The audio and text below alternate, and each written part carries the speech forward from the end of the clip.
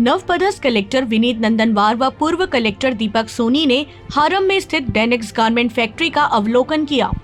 Collector Nandanwar को सर्वप्रथम factory के बोर्ड ऑफ डायरेक्टर्स की दीदियों ने भेंट कर परिचय दिया। तत्पश्चात चलचित्र के माध्यम से डेनेक्स फैक्ट्री की प्रारंभ से अब तक की सफर को दिखाया। डेनेक्स के पूरे परिसर में भ्रमण कर गारमेंट फैक्ट्री में दीदियों द्वारा की जा रहे कार्यों को बारीकियों से समझा और उनके कार्यों की सराहना की।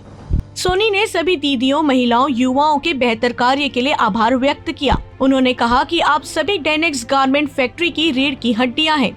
दृढ़ इच्छा शक्ति से कार्य कर आप सभी महिला सशक्तिकरण का उदाहरण बनी है। सभी को रोजगार का अवसर मिला है। आप सभी और बेहतर से बेहतर कार्य करें।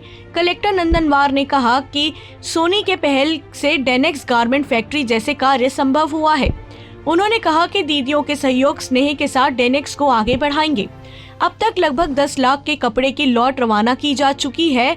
इसी सफलता के लिए सोनी एवं नंदनवार ने दीदियों के साथ शामिल होकर केक काटकर सभी दीदियों के साथ खुशियां बांटी।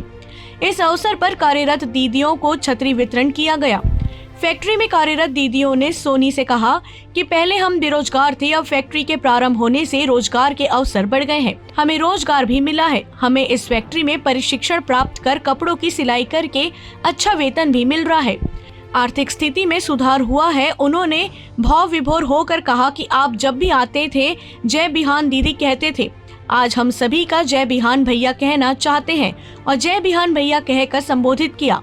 उल्लेखनीय है कि अब तक जिले में डेनेक्स गारमेंट फैक्ट्री हारम, बारसूर, केटल कल्याण, कारली में शुरू हो चुका है।